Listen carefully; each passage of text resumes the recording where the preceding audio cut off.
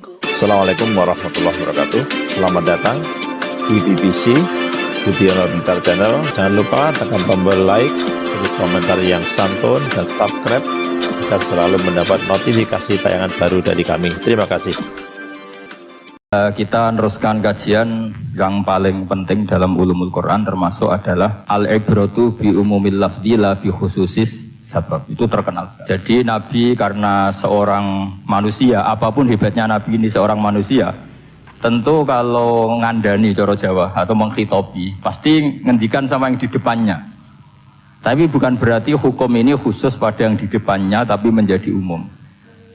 Kenapa menjadi umum? Ya karena kebaikan itu boleh dilakukan oleh siapa saja. Misalnya Rasulullah ngendikan sama Mu'ad, ya Mu'ad inni uhibbuka fala tada'anna dubura kulli sholatin wa fi riwayatin fakul fi duburi kulli sholatin Allahumma a'inni ala zikrika wa syukrika wa husni ibadati. Itu jelas kalimatnya Nabi, ya Mu'ad saya mencintai kamu, maka jangan pernah engkau tinggalkan setelah sholat kamu membaca Allahumma a'inni ala zikrika wa syukrika wa husni ibadati. Ya Allah, tolonglah kami supaya selalu mengingat engkau ala zikrika dan mensyukuri nikmat engkau, dan tolong kami selalu beribadah kepada engkau. Lalu kalau melihat asbabil wurud, kalau dalam ilmu hadis biasanya disebut asbabil wurud, kalau dalam ilmu Quran disebut asbabin nuzul, tentu yang didhawuhi itu ya Mu'ad. Tapi Anda tidak boleh begini, saya tidak wiridan itu, yang disuruh Nabi kan Mu'ad, saya kan tidak Mu'ad. Itu tidak boleh seperti itu. Makanya kita tidak boleh terlalu tekstual, karena tadi resikonya Anda tidak mengikuti kaidah al-ibratu bi umumil lafzi la bi khususi sabab. Sebab itu saya tadi di kantor rektorat ya Pak Onder ya, bilang nanti untuk kajian yang di kantor rektorat pakai kitab Syajaratul Ma'arif, karena kitab itu juga yang sekarang dalam proses penerjemahan saya dengan Pak Quraisyab di PSG, yang di sini pakai kitab Itqon. Nanti mulai bulan depan, karena saya dipaksa untuk meneruskan. Ini sudah kayak Tuhan saja maksa-maksa. Itu pakai kitab Itqon, nanti babnya tak kasih yang mendesak untuk diketahui, termasuk apa? Al-ibratu bi umumil lafzi la bi khususis sabab. Sehingga di Quran misalnya begini, ada cerita begini. Nabi Isa itu bilang begini, saya ini siapa? Saya ini adalah orang, kata Nabi Isa, wa ja'alani mubarakan aynama kuntu. Saya adalah orang yang di mana-mana itu memberi berkah, memberi manfaat kepada siapa saja. Itu jelas tentang Nabi Isa. Tapi oleh ulama dikasih judul yang umum, babu nafil ibad bikullil bilad. Bab bahwa seseorang harus bermanfaat hidup di mana saja, kapan saja. Meskipun itu Allah cerita tentang Nabi Isa. Tidak bisa kamu bilang itu kan Isa, saya kan tidak Isa. Tidak bisa seperti itu. Isa adalah ibaratun an ahlil khairi. Isa adalah figur orang baik. Tentu yang dilakukan baik. Tentu kebaikan boleh ditiru siapa saja. Jadi sehingga nanti pada akhirnya nama-nama yang disebut Allah di Quran itu kalau nama orang baik tentu kita boleh ikut. Paham ya? Kalau nama orang buruk tentu kita tidak boleh ikut. Ya gitu aturannya. Sehingga tadi ada al-ibratu bi umumil lafzi la bi khususi sabab. Jadi yang jadi pegangan adalah standar kalimat umum dengan pemaknaan yang ditentukan ulama. La bi khususi sabab, tidak terkait sebab itu. Misalnya yang paling masyhur tentu dalam hadis, Madinah itu kira-kira kan utaranya Mekah ya, kira-kira ya. Utaranya Mekah apa selatannya? Utaranya kayak, utaranya. Dulu penduduk Madinah itu kalau bikin kloset itu, pokoknya kalau qada'ul hajat itu menghadap ke utara atau selatan. Terus kata Rasulullah, kalau kamu sedang qada'il hajat, sedang buang kotoran tuh jangan menghadap Ka'bah, juga jangan membelakangi Ka'bah. Itu Nabi redaksinya unik, walakin syarriku aw gharibu. Tetapi kamu menghadap barat atau menghadap timur. Itu semua riwayat walakin syarriku aw gharibu, tapi kamu menghadap barat atau timur. Nah, artinya apa? Kata syarriku aw gharibu adalah binisbat di ahli Madinah, karena orang Madinah posisinya di utara Mekah. Sehingga kalau menghadap utara atau selatan berarti menghadap Ka'bah atau membelakangi Ka'bah, dan itu tidak boleh dalam proses qada'il hajat, masbuk kotoran. Terus Nabi memerintahkan menghadaplah ke barat atau ke timur. Nah, al-ibratu bi'umil lafzi la bi khususi sabab juga direvisi oleh ulama begini, kecuali sebab itu ada ilat. Maka kalau demikian yang dimenangkan ilatnya bukan teknya. Saya ulang lagi, yang dimenangkan ilatnya bukan teknya. Kayak tadi di hadis itu kan Nabi ngintikan apa? Tetapi menghadaplah barat atau menghadap ke timur. Tentu orang Indonesia malah kalau itu kebalikannya. Orang Indonesia kalau ke barat atau ke timur kan malah menghadap Ka'bah atau membelakangi Ka'bah. Di sini pentingnya ijtihad. Dan ijtihad ini lazim, bukan harus Imam Syafi'i atau Imam Malik. Semua orang normal pasti tahu proporsi kalimat tadi. Karena ada aturan al-hukmu yaduru ma'ilatihi wujudan wajan. Itu seterusnya. Ini penting saya utarakan. Sehingga ketika Rasulullah sedekah dengan dinar dikasihkan fakir miskin atau dirham dikasihkan fakir miskin, pikirannya ulama adalah sedekah dengan mata uang yang berlaku saat itu. Tidak selalu ditetapkan dinar atau dirham. Begitu juga ketika Rasulullah dulu zakat fitrah pakai susu kering atau pakai kurma atau pakai gandum. Ulama semua bilang yang penting kuti ahlil balad, yang penting makanan pokok di negara itu. Dalam konteks Indonesia tentu apa? Beras. Ini penting saya utarakan karena tanpa mengkaji ulumul Quran seperti ini, dan kita insya Allah bulan depan saya langsung bawa kitab Itqan. Di situ ada beberapa contoh. Harus seperti itu. Karena kalau tidak terikat sebab, itu nanti takutnya ayat umum menjadi liar. Misalnya begini, pernah ada aliran sesat dulu. Kebetulan di Jogja itu saya lihat di TV. Entah salah kiainya, entah salah dosennya, entah salah siapa.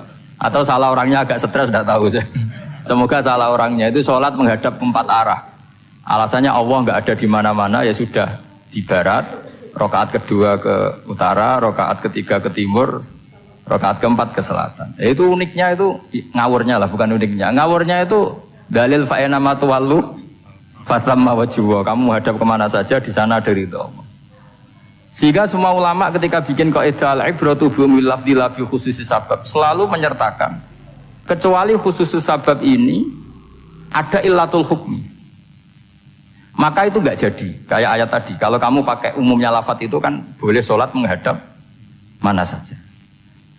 Nah makanya Imam Syafi'i ketika ditanya, lalu ayat ini proporsinya gimana? Kata beliau, fis safar. Orang yang sedang di pesawat mau sholat tentu masuknya fatamma wajwa. Jadi dalam kondisi bepergian yang kita ingin sholat maka pakainya ayat seperti itu. Tapi kalau kondisi nomor fawal diwajaka syatral masjidil haram. Jadi makanya ini penting ngaji ulumul Quran. Kita tidak bisa hanya megang terjemah atau megang apa kemudian kita fatwa atas nama Quran dan hadis. Sehingga dulu syaratnya memang ketat, harus hafal Quran, hafal hadis, menguasai usul fikih, menguasai macam-macam. Karena tanpa itu memang tidak bisa. Sampai Ibnu Abbas ngendikan, kamu jangan pernah fatwa pakai Quran. Fa inna lahu wujuhan katsirah, karena Quran punya sisi yang banyak. Walakin hajuhum bisunnah. Kalau kamu adu hujjah, pakailah sunnah Rasulullah SAW. Karena di situ penjelasan Quran. Misalnya tadi Rasulullah ketika kondisi normal pasti sholat menghadap Ka'bah. Jadi kalau bepergian nanti unta, kata riwayat-riwayat, ainama tawajjahat bihi rakhilatuh, kemana saja posisi unta menghadap. Ada ulama berpendapat itu khusus sholat sunat. Kalau sholat fardu dalam kondisi ada punya mobil harus berhenti. Ini madzhab Syafi'i. Jika misalnya saya, Pak Arsoyo, Pak On bawa kijang mobilnya sendiri, kalau sholat fardu jangan mentang-mentang pakai kendaraan terus menghadap sekenanya. Kalau mau ke Banyuwangi berarti menghadap ke timur. Itu yang boleh hanya sholat sunat. Kalau sholat fardu harus berhenti. Karena kijang ini dalam kendali Anda. Kecuali dalam surah yang kendaraannya tidak dalam kendali Anda. Misalnya kita naik pesawat. Jadi harus dibedakan. Jangan mentang-mentang Nabi sholat di onta kemana saja menghadap. Tapi konteksnya kan onta ini, cara berpikir onta ini dalam kendali Nabi. Tapi kalau pesawat kan tidak. Jelas ya? Jadi makanya ini pentingnya proporsional. Jadi kalau kita naik kijang misalnya mau ke Banyuwangi, kalau waktu zuhur ingin sholat ya harus berhenti. Karena yang ainama tawajjahat bihi rakhilatuh, kemana saja kendaraan membawa kita itu dalam konteks sholat apa? Sunnah. Jadi ini pentingnya ulama. Ini yang dikatakan al-ulama warasatul anbiya. Karena sanad ini musalsal terurut sampai Rasulullah SAW. Terus ada lagi ayat umum yang akhirnya jadi judul umum. Misalnya begini. Kita tahu cerita Nabi Khidir, di antara ceritanya ada satu kampung itu pelit. Makanya orang pelit itu wajib didendami. Karena Nabi pun itu baik-baiknya orang. Kalau sama orang pelit tetap dendam. Karena buruk-buruknya orang itu orang pelit. Tahu kan alamatnya orang pelit? Qoribun minan nar, ya dekat-dekat neraka itu kata-kata. Kalau al-bakhil qoribun minan nar, ba'idun minal jannah. Jadi kalau sama tanya alamatnya ya dekat-dekat neraka. Singkat cerita, Nabi Musa dan Nabi Khidir itu kecapean sekali masuk satu kampung. Karena saking kecapean, lapar, minta kampung itu menyediakan makanan. Istatama itu mereka minta makan, saking laparnya, saking karena di perjalanan yang melelahkan. Istat ama ahla fa'abau ayudayifuhuma. Tapi kampung situ kampung pelit. Jika semuanya tidak mau yang ngasih apa? Makan. Tapi pas mau keluar dari kampung, ada tembok, ada kayak prasasti itu, yang mau roboh. Yang mau apa? Roboh. Terus sama Nabi Khidir, tembok yang mau roboh ini ditata. Ditata jadi baik lagi. Nabi Musa kata Nabi Musa, kok kurang pegawaian mau medit. Pagri urusi, jadi makanya dendam sama orang meditnya agak sunat. Karena Nabi Musa juga marah sama Nabi Khidir. Orang kayak kampung kayak begitu pelit kok temboknya apa rusak kamu benahin gitu. Terus Nabi Khidir menjawab, wa amal jidaru fakana lulamaini yatimaini fil madinati wa kana tahtahu kanzulahuma wa kana abuhuma solihah. Begini loh, tembok ini adalah penyimpan harta. Penyimpan harta untuk anak yatim. Bapaknya dulu itu soleh. Artinya terus dibabkan oleh ulama, babu ikrami sibyanil mu'minin. Bab kita memuliakan anak-anak orang soleh. Sehingga dalam adat kita menghormati Habib, menghormati Gus, menghormati anak pahlawan, menghormati orang-orang yang dulu berjuang kepada untuk Indonesia. Karena di antara yang dipertimbangkan Nabi Khidir adalah wakana abuhuma solihah. Tentu kita menghormati putra-putri yang dulu mendirikan UII, macam-macam. Ya tentu proporsional, tapi tetap saja dapat poin dulu atas nama putra pahlawan, putra orang-orang soleh. Karena Nabi Khidir ketika mempertimbangkan itu, alasannya wakana abuhuma solihah. Fa'aroda rabbuka yablugha ashuddahuma wastakhrijakan zahuma. Tentu Allah ingin kalau tembok ini roboh, kemudian kelihatan khazanahnya atau tabungannya, nanti dipakai orang-orang dolim. Kalau dipakai orang dolim, maka yang berhak tidak mendapatkan. Sama, negara ini itu dimerdekakan oleh para pahlawan supaya dikelola secara kesolehan, supaya dikelola secara orang baik. Maka orang soleh semua harus ikut kompetisi dengan tanda kutip merebut negara. Karena apa? Tapi tentu tidak perlu chaos, tidak perlu anarkis, karena tentu kemerdekaan ini dibela-belain supaya kita jadi baldatun thayyibatu wa rabbun ghafur. Sama, pertimbangannya Nabi Khidir, kalau ini kebongkar tersibak, pasti diambil orang-orang dolim. Dan akhirnya yang yatim tadi tidak dapat. Akhirnya dibabkan lagi di bab tertentu. Bab menjaga harta supaya tidak dikuasai orang dolim. Jadi akhirnya menjadi sekian varian ilmu. Pertama, varian ilmu bab menghormati anak orang soleh. Sebab supaya harta ini tidak dikuasai orang zalim dan seterusnya Nah saya harapkan nanti dengan ulumil Quran kitab Itqan itu nanti aturan-aturan seperti itu tertanam pada Anda. Sehingga sebetulnya ulama fikih yang ngarang kitab sampai satu boto-boto itu sebetulnya ya normal-normal saja. Kalau sampean sudah mengkaji ilmu yang kayak saya kaji itu normal-normal saja. Misalnya begini, saya beri contoh ya. Orang munafik itu disifati Allah gimana? Wa idza qamu ilas sholati qamu kusala. Orang-orang munafik adalah orang ketika mau sholat itu bermalas-malasan. Terus kitab Fathul Mu'in atau Fathul Wahab atau kitab semua kitab fikih bikin judul gini. Saya masih ingat takbirnya. Wa yusannu nasyatun li sholatin. Disunatkan kalau sholat itu ketok gumrigah, ketok semangat. Fa inna Allaha ta'ala dzamma tarikihi, karena Allah mengkritik atau menyalahkan orang yang kalau sholat itu tidak nasyat, tidak gumregah, tidak semangat. Mergo seperti itu adalah fi'lul munafikin, perilakunya orang munafik. Terus ditulis wa idza qamu ilas sholati qamu kusala. Artinya di situ Allah mengkritik orang munafik. Kenapa? Karena kalau sholat malas-malesan. Anda ingin bersifat kayak orang munafik apa bersifat kayak Rasulullah? Tentu ingin seperti Rasulullah. Kalau ingin seperti Rasulullah ya wasari'u ila maghfiratim mir rabbikum. Kalau ada kebaikan harus cepat-cepat, harus disegerakan. Nah, sehingga nanti babnya ya sudah tidak tentang orang munafik. Babnya begini, babul musara'ah ilal khairat wa tarkil kasli. Bab bergesa-gesa atau bergegas dalam kebaikan dan meninggalkan malas. Jadi tidak lagi tentang sholat, tapi tentang kebaikan apa saja. Jadi kalau kamu punya hutang bisa nyaur jam 7, nyaur jam 9 pasti disalahkan Allah. Karena bisa saja dalam 2 jam ini kita mati. Paham ya? Begitu juga kalau kita sholat bisa awalal waktu, kenapa tidak awalal waktu? Meskipun akhir waktu ya dibolehkan. Itu ya tadi babnya ya tentang wa idza qamu, orang munafik itu ya seperti itu. Akhirnya apa? Ayat ini turun tentang orang munafik tapi pemaknaannya Ini disaksikan apa? Orang-orang tua kita ini ada Pak Ersoya, ada Pak On. Pemahaman ini harus dikawal dan ini tradisi ulama. Saya pastikan di pondok-pondok atau di Al-Azhar di mana saja, itqan itu dipakai disertasi dokter. Jadi kalau betul nanti kita mengkaji itu sudah dokter semua, dokter tafsir semua. Dadaan maksudnya. Memang itu mau tidak mau dan itu mudah sekali. Saya ulang lagi itu mudah sekali. Kenapa kata Imam Syafi'i fa innal uqula mutarratun ila qabril haqqi, karena akal itu dipaksa untuk menerima kebenaran. Ciri utama kebenaran kata Rasulullah matma'an nabi qabr. Jadi menerima itu pasti clear. Makanya disebut kebenaran itu ma'ruf, mudah dikenali. Sesuatu yang salah bahasa Arabnya itu mungkar, angkarohul aklu. Akal itu tidak nyaman. Makanya disebut apa?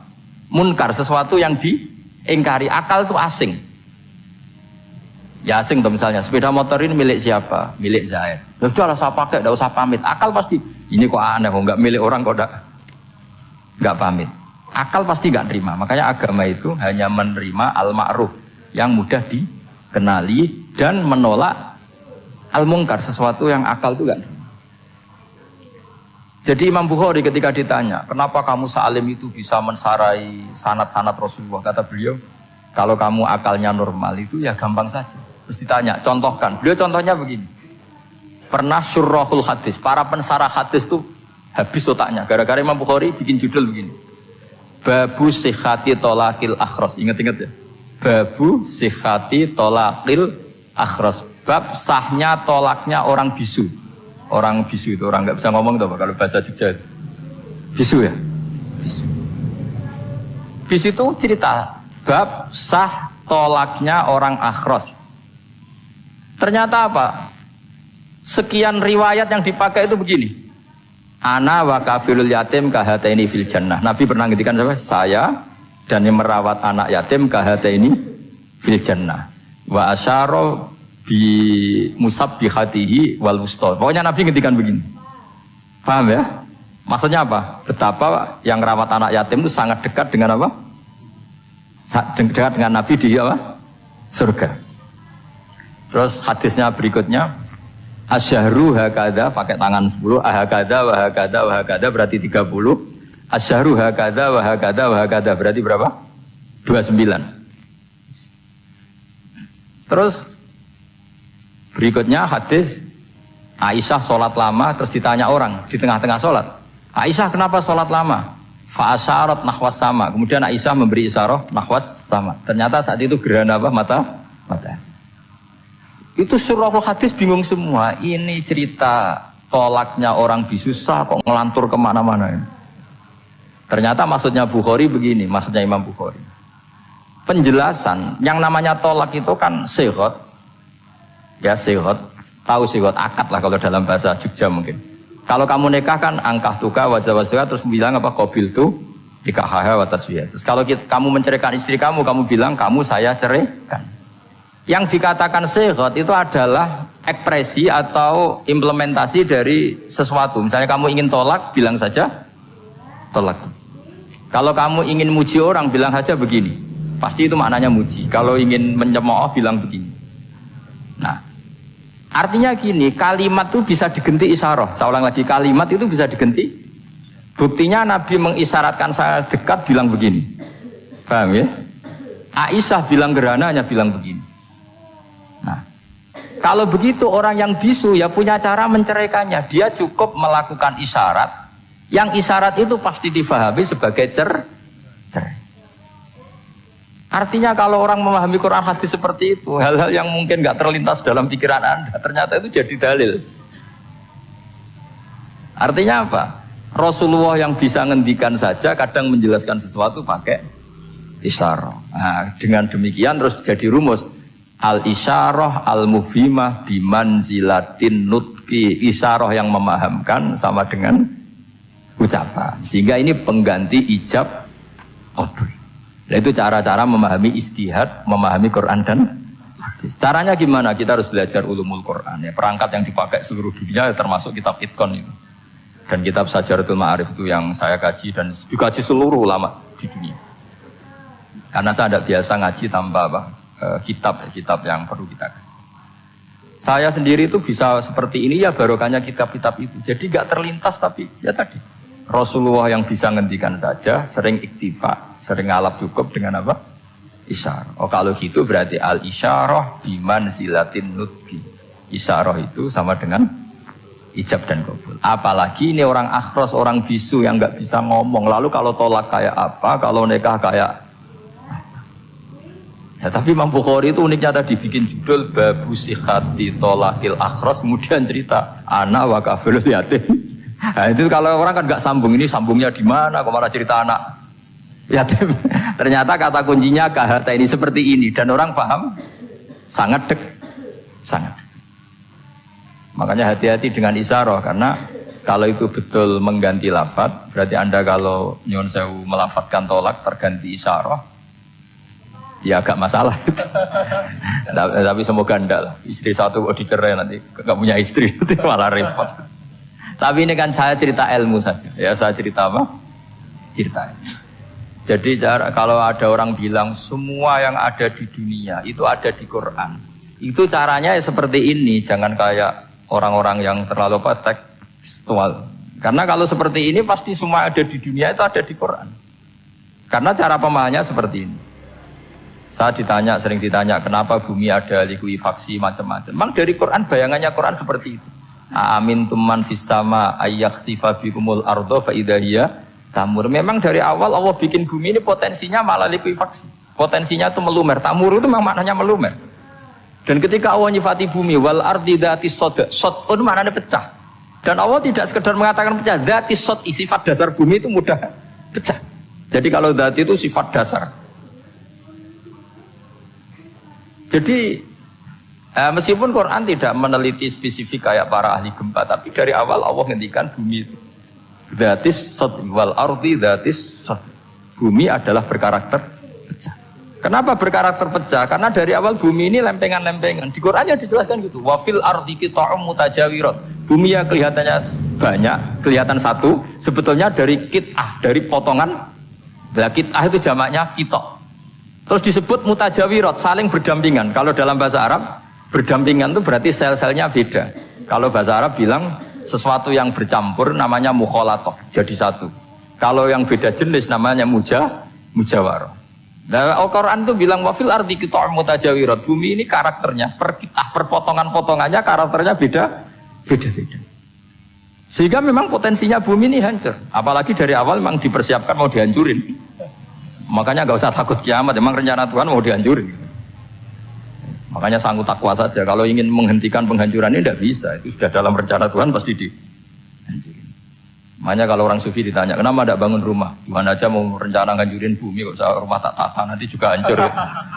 Tapi kalau di Islam kota saya ngomong gitu kan dia wah ini orang nggak jelas ini. Gitu. Padahal yang kedonyan itu yang nggak jelas sebetulnya. Tapi ini saya cerita jadi supaya UII ya, yang didirikan ulama-ulama. Saya masih ingat ketika Profesor Zaini cerita, Pak Zaini saya ini kan kiai, saya tidak punya gelar apa kok jenengan minta bantuan ini.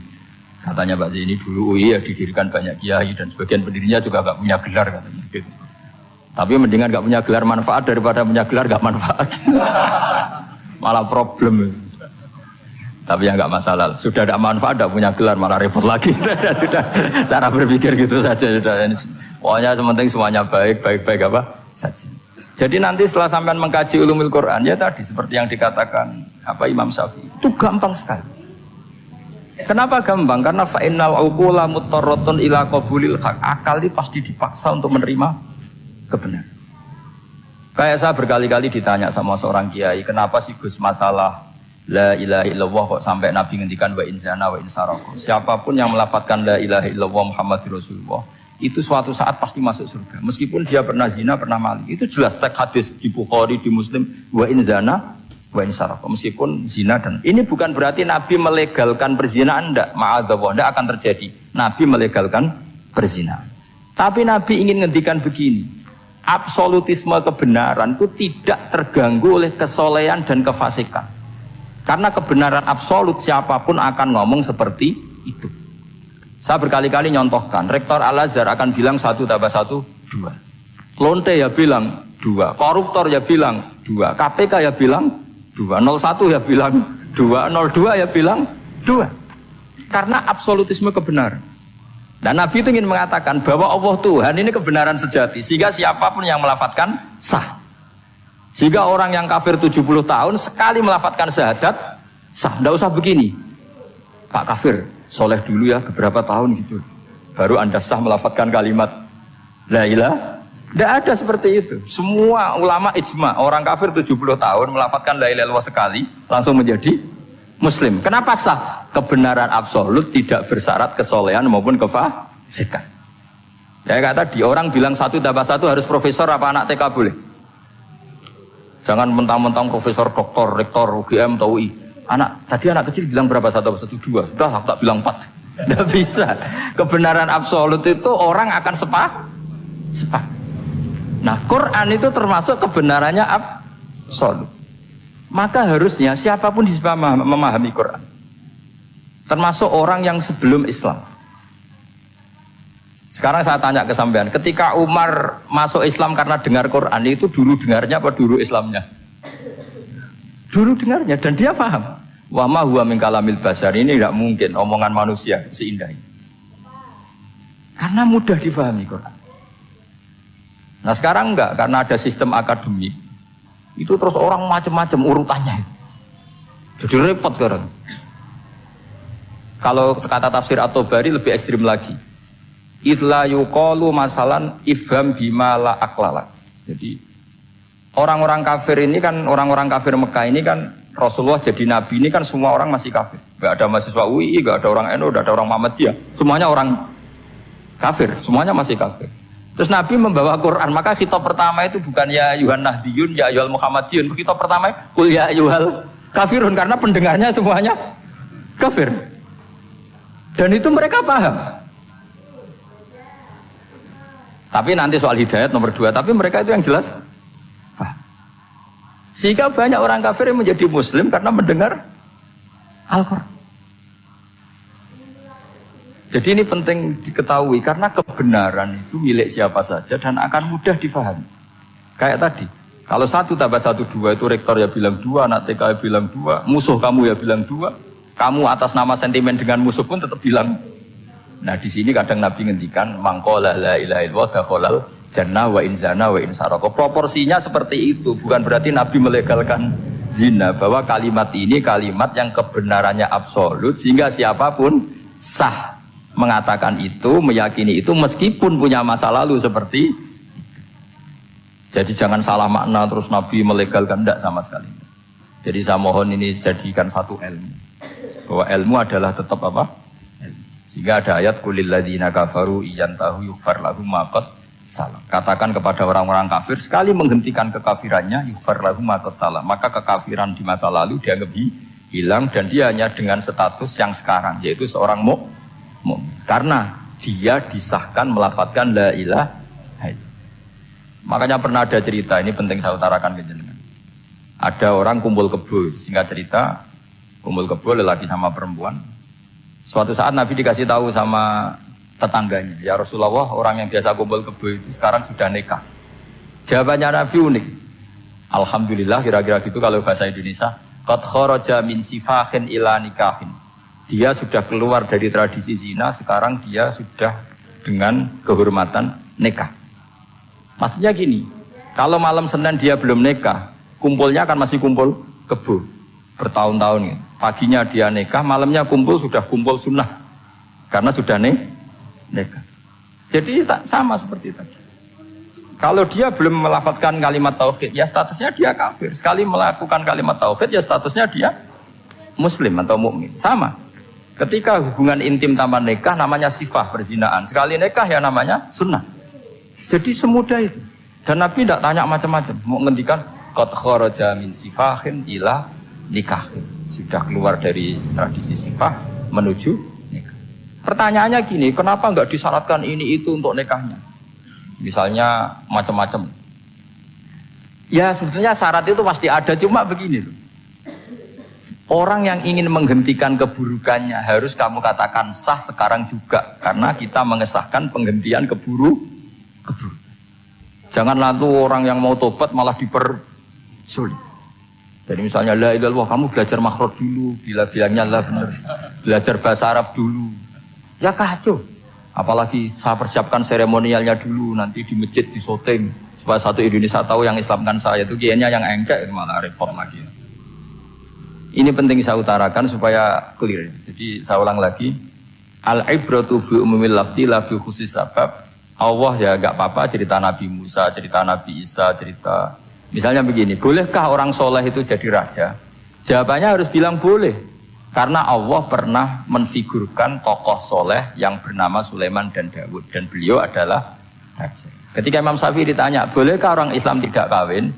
Ya asal dia ada zina ya boleh. Karena Allah menyebut hamba yang soleh dan sebagian mereka tidak nikah. Yaitu Nabi Yahya dan Nabi Isa. Yaitu wasayyida wa hasura wa nabiyya minas sholihin. Jadi cara berpikir Imam Syafi'i gampang. Bagaimana hukumnya orang Islam yang enggak nikah padahal dia tapi asal gak zina loh ya. Ya jawabannya ya boleh. Karena Allah mensifati Nabi Yahya dan Isa dengan status hasur. Tidak apa? Nikah. Bolehkah seorang soleh jadi raja? Ya boleh. Daud dan Sulaiman itu seorang soleh dan jadi raja.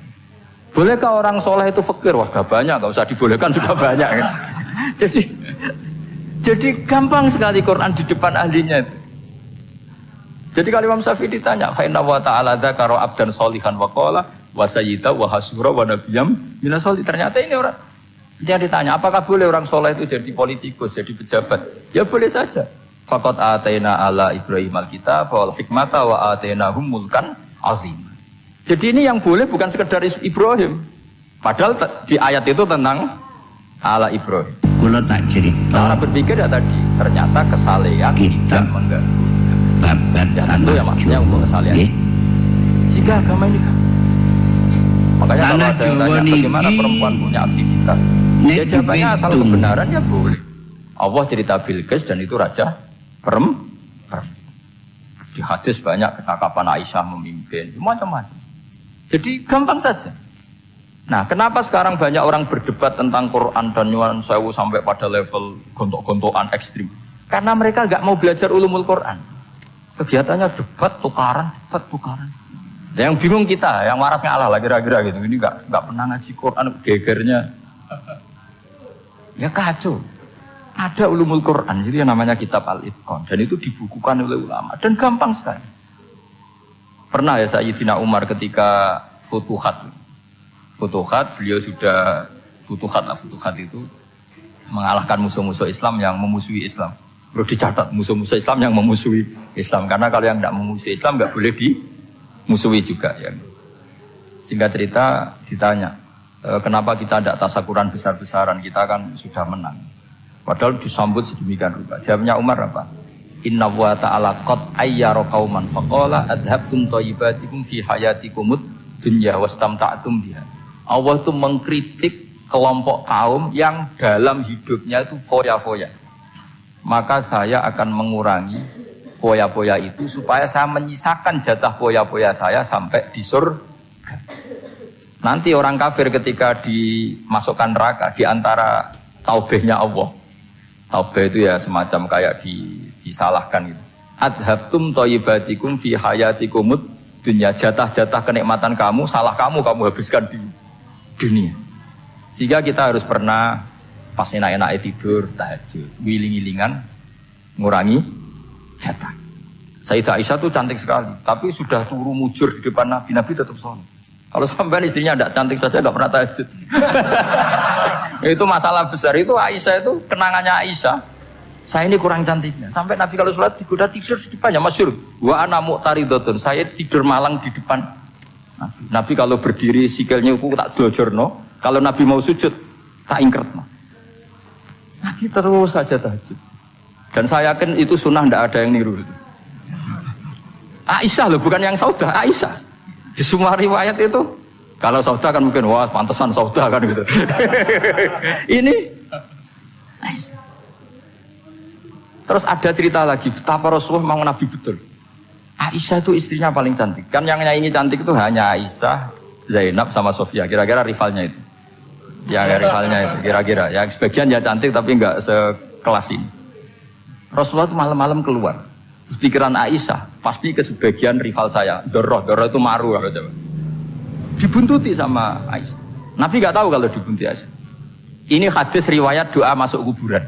Maka, jadi hadis itu ya unik. Kalau enggak di tangan ulama itu jadi kacau.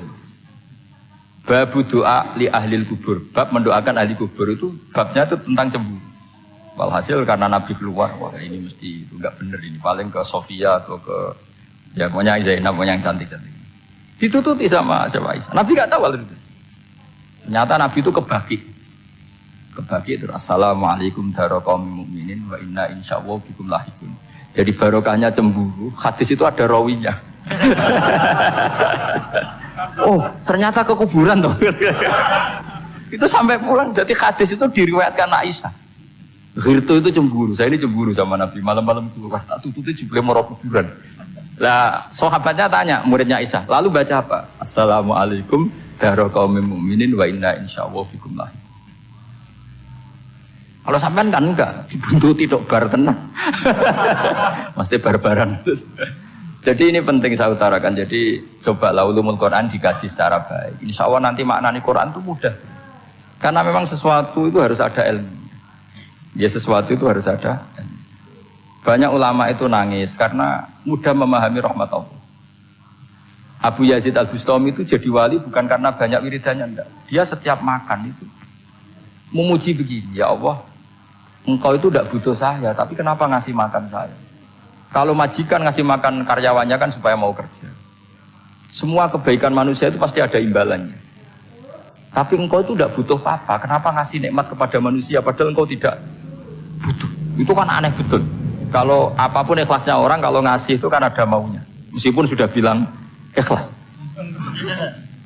Oh sudah, tapi kalau Allah itu tidak butuh. Misalnya ada orang nyumbang masjid ikhlas, tetap di hatinya benak Jumatan Par Quran yang dinti, tetap ada kepentingannya. Tapi kalau Allah enggak. Sehingga cara mensifati Allah itu luar biasa. Makanya orang jadi wali itu diantara kata Rasulullah, Inna woha la yardu anil abdi idha akalal aklah fayahmaduhu alaiha aw yashrubah syarbah fayahmaduhu alaiha. Allah itu sangat ridho. Orang jadi wali itu kan diridani Allah. Allah itu sangat ridho kalau seseorang makan kemudian dia muji Allah. Coba apa hebatnya Donald Trump kalau gak makan ya lemes mati. Apa hebatnya presiden seluruh dunia kalau gak makan ya lemes mati. Orang yang katanya paling top di dunia itu gak makan kangkung nyatanya ya lemes. Hebatnya di mana?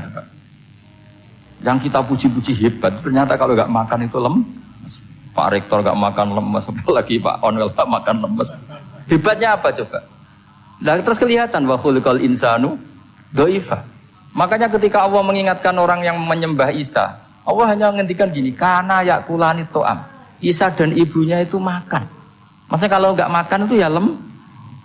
Kamu kebayang nggak punya Tuhan terus, Pak Tuhan jangan lemes, monggo dariin. Kayak apa malunya kita punya Tuhan kalau nggak makan apa? Lemes. Terus nanti cerita, alhamdulillah tadi Tuhan mampir sini. Tadi lemes lah tak kasih makan, bergas lagi.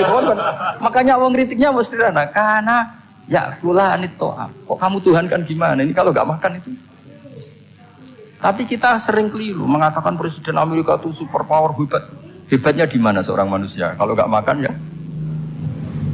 Ini makanya Allah ngendikan wa khuliqal insanu dhaif. Sehingga banyak para wali itu dekat Allah ketika makan. Bukan apa karena tadi makannya itu enggak kayak sampean makan banyak lahap segala-galanya udah gitu. Itu enggak setiap makan ya Allah betapa lemahnya saya. Yang katanya rektor, yang katanya profesor, katanya orang alim kiai. Katanya pengurus NU, pengurus Muhammadiyah, ternyata kalau tidak makan lemes. Kerennya di mana lemes? Sehingga terus tawadu, terus macam-macam. Jadi ini penting. Jadi Allah mengingatkan manusia itu dengan makan. Makanya Nabi Rasulullah ngendikan, Allah itu sangat ridho seseorang yang setiap makan muji Allah. Tapi sekarang orang makan itu banyak yang enggak menjiwai. Karena ada aturannya sebetulnya, ngunyahnya sampai sekian kali. Ya, tapi sekarang kan sudah ada seperti itu. Makanya sekarang wali sudah enggak banyak. Pendaftarnya juga sudah ada banyak. Apalagi orang-orang intelek itu sudah agak tertarik daftar wali. Memangnya kalau sudah jadi wali dapat uang, malah repot lagi kalau. Tapi ini saya cerita orisinilnya ilmu Quran. Ketika Allah mengkritik Isa itu hanya ketika dituhankan maksudnya. Itu hanya dengan kalimat kana yakulan itu Isa dan ibunya sama-sama makan. Dan ketika Allah memuja Rasulullah SAW dan para nabi, itu pujaannya itu aneh. Wa ma arsalna qablaka minal mursalin illa innahum la yakuluna ta'ama wa yamshuna bil aswaq. Saya tidak pernah menugaskan para rasul kecuali mereka itu ya makan dan jalan-jalan di pasar. Saya sampai sekarang hampir tiap minggu itu jalan-jalan ke pasar sama anak. Meskipun saya di Rembang itu kayak gede itu, tetap biasa jalan-jalan ke pasar. Karena apa? Kata Rasulullah Muhammad, Isa itu sampai dituhankan itu gara-gara jarang makan. Seorang memitoskan makan. Rasulullah itu kalau makan itu di depan umum, sering di luar rumah. Supaya kelihatan kalau beliau itu manusia. Jadi makannya Nabi adalah nafyun li uluhiyati. Perlu dicatat Nabi Muhammad jadi Nabi setelah dengan tanda kutip tragedi Isa dituhankan. Karena Rasulullah jadi Nabi setelah tragedi Isa dituhankan, maka sisi manusianya itu diperlihatkan. Sampai kalau makan tuh di depan umum. Tapi enggak marung di KFC, enggak ada dari wajah itu. Di depan umum. Nah, karena kepentingannya itu sehingga makannya Nabi ini ibadah yang luar biasa karena menunjukkan sisi kemanusiaan yang akan aman, tidak akan dituhankan. Paham ya? Sama seperti kita misalnya kiai atau pejabat, makan saja gak apa-apa. Tunjukkan kalau kita manusia, kalau gak makan lemes. Dan kalau itu terus dalam hati kita, insya Allah kita orang yang mengimani wa khuliqal insanu dha'ifa. Betapa manusia itu lemah.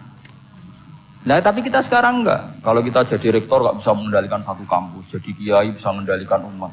Pikirannya itu kayak Fir'aun. Dan di antara kesalahan Fir'aun adalah faqala ana rabbukumul a'la, bahwa saya bisa mengendalikan kalian semua.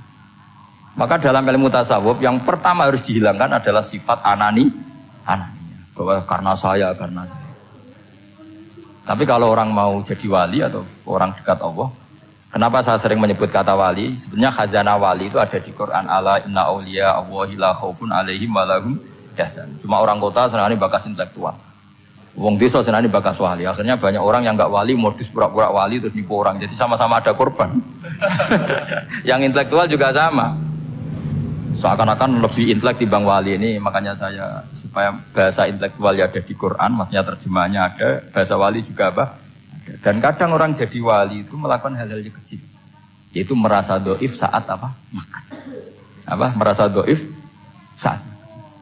Karena tadi paling mudah menafikan ketuhanan seseorang adalah nyatanya kalau nggak makan lemes. Paling mudah mendoifkan manusia yang katanya presiden superpower pun kalau nggak makan lemes. Apa artinya kehebatan manusia yang sehatnya bergantung nasi satu mangkok? Kerennya di mana coba? Presiden kondang bisa pengaruh seluruh dunia, jajalnya gak mangan sedino, lemes. Berarti hadar rojul lelaki ini bergantung satu mangkok nasi. Hebatnya di mana juga? Makanya ada seorang raja angkuh datang ke seorang ulama. Saya raja bisa mengendalikan dunia. Kata ulama, tanya gini. Andaikan kamu tidak bisa minum, kemudian harus bisa minum kalau orang menukarkan kerajaan kamu boleh minum, asal kamu tidak jadi raja. Apa kamu kasihkan kerajaan kamu ketika kamu harus minum dengan cara seperti itu? Misalnya di tengah belantara, kalau di Arab kan sering ada apa? Sahara itu ada padang pasir. Terus kata raja itu, ya saya milih minum. Kalau saya tidak minum mati, mendingan tidak punya kerajaan. La tafrah bimulkin la yusawi kak sama. Kamu jangan bangga dengan kerajaan yang nilainya tidak ada dengan segelas. Baru dia sadar ternyata Jadi kamu jangan bangga dengan satu kerajaan yang bahkan akan kamu tukarkan dengan segelas. Artinya pertanyaannya gini, kerajaan yang kamu bisa mimpin ini ditompang air apa ditopang keangkuhan Anda? Sebenarnya ditopang air. Karena sekali Anda tidak minum, tidak bisa jadi raja, terus lemes, diobatno. Sama presiden juga gitu. Kalau nggak makan, nggak minum, terus sakit, stroke, nggak bisa jadi presiden.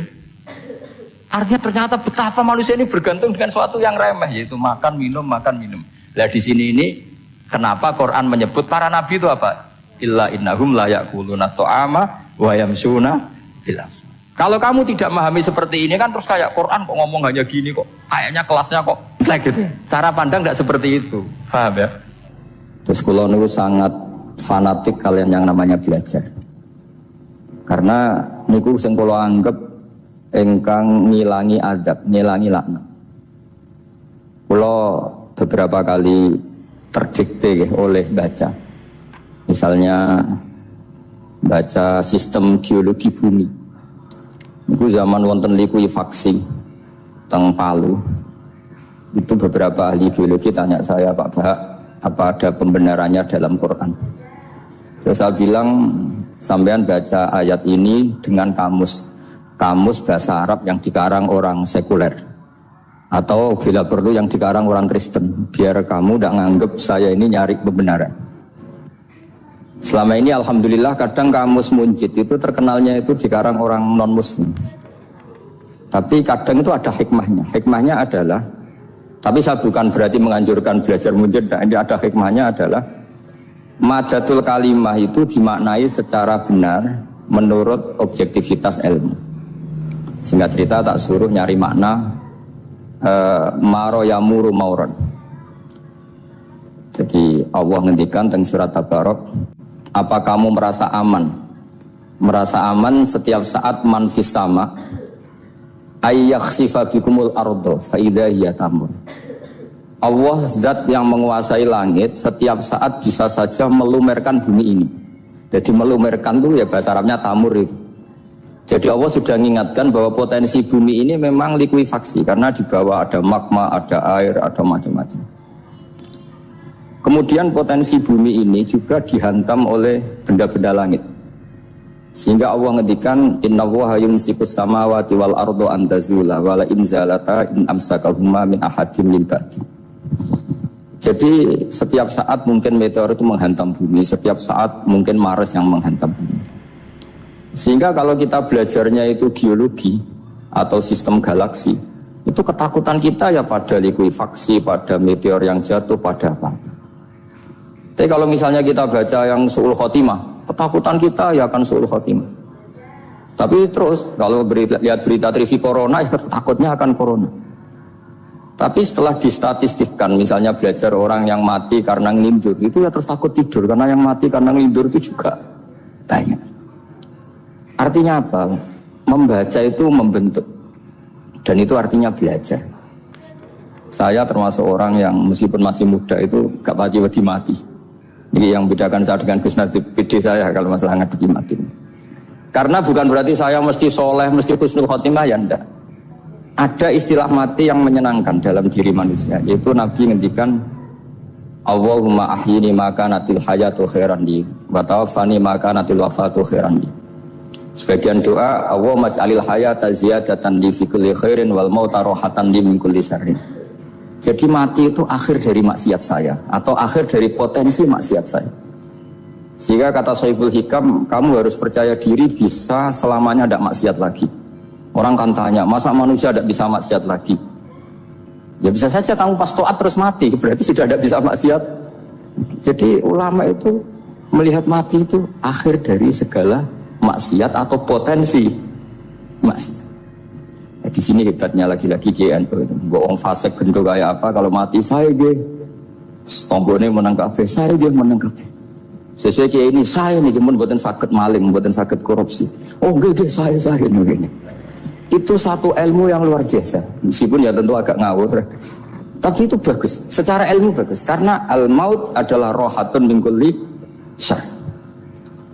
Lagi-lagi yang menyelamatkan itu illa aliman atau muta'aliman. Proses belajar mengajar. Saya baca banyak tentang halal haram dalam kitab Imam Ghazali itu, tak ulang berkali-kali. Saya itu dulu ya gak paham, karena kitab paling susah di bab Imam Ghazali itu menurut saya kitabul halal wal haram. Termasuk bagaimana cara ngelola amwalus salatin yang terkenal korup, sementara menyumbang kamu sebagai jaizah, sebagai hadiah untuk para kiai atau untuk para guru. Itu perdebatannya ulama itu macam-macam. Ada yang bilang haram karena itu potensi haram, atau memang benar-benar haram. Ada yang bilang boleh karena kalau yang pakai kamu untuk kebaikan, kali dipakai mereka ruwet. Kebetulan yang partai ini lebih besar Mas Nadif. Ya alhamdulillah. Terus dikiaskan sama ghanimah. Lagi-lagi karena baca, saya itu pernah ditanya seorang dosen di Jogja, Gus saya ini muslim mulai kecil dan saya peneliti, saya pernah sekolah di mana-mana. Yang ganjil dari saya tentang Islam itu satu, yaitu ghanimah. Kok kayak Islam tuh rampok gitu ya, perang sudah orang kafir tuh kalah, hartanya diambil gini-gini. Ya ghanimah.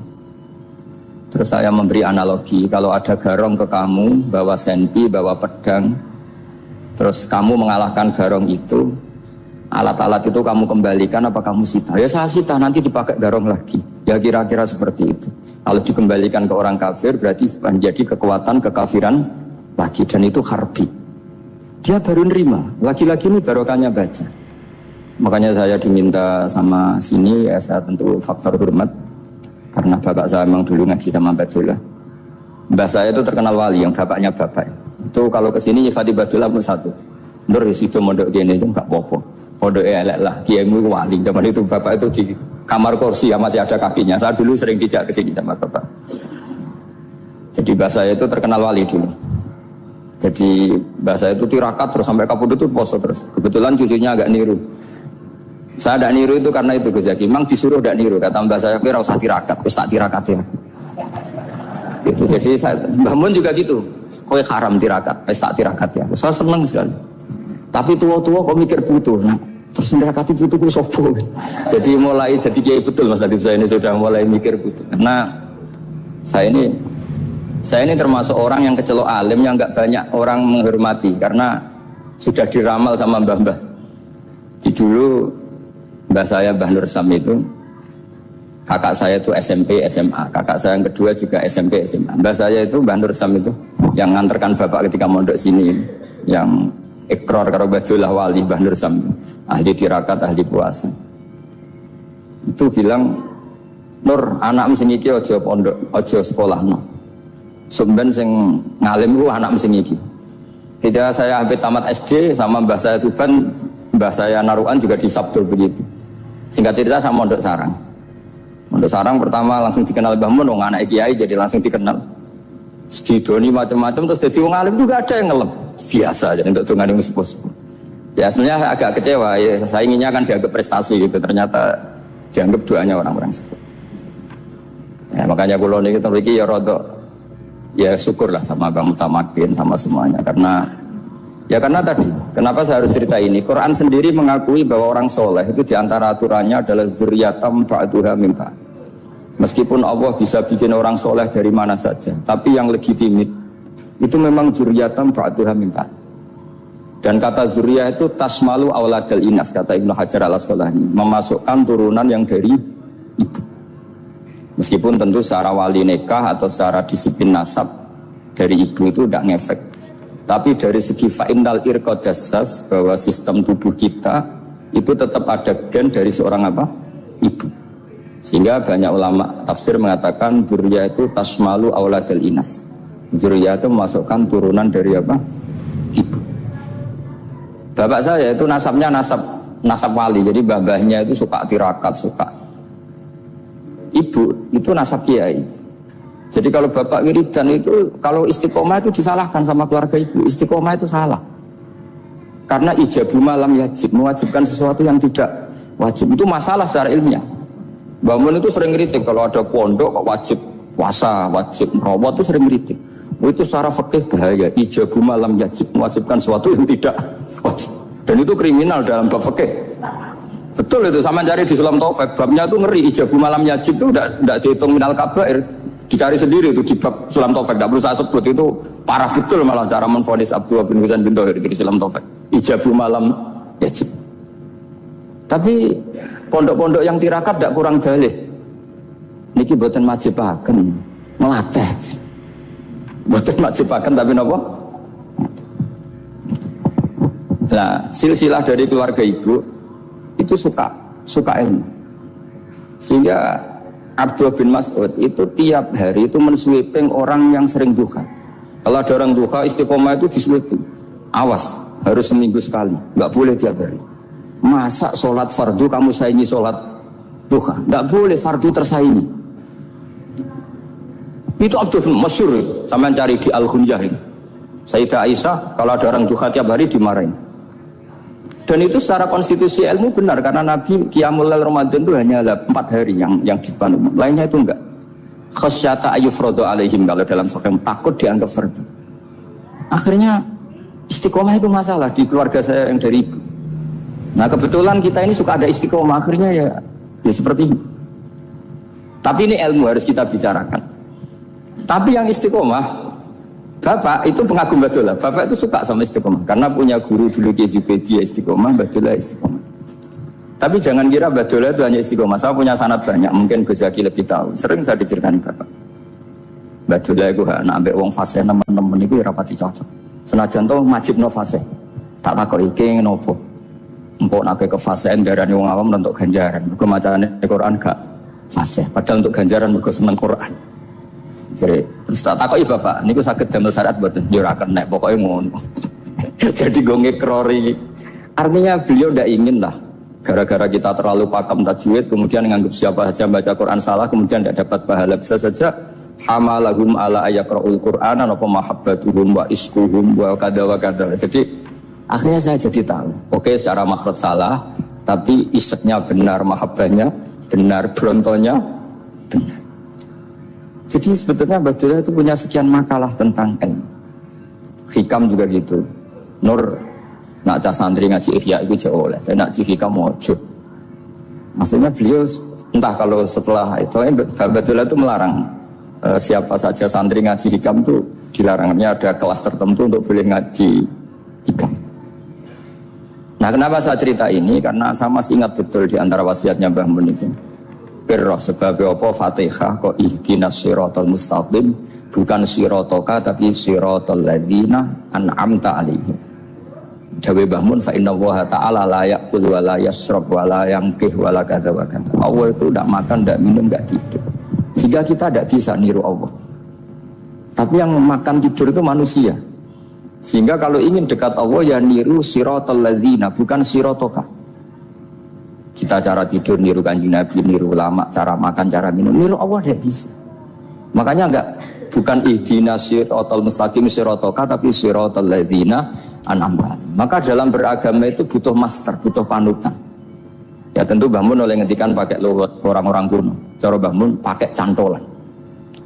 Maka saya punya makalah banyak dari Bapak, dari Mbah Mun, dari Mbah Zubair, dari sampai saya itu hafal sanad sampai Rasulullah SAW.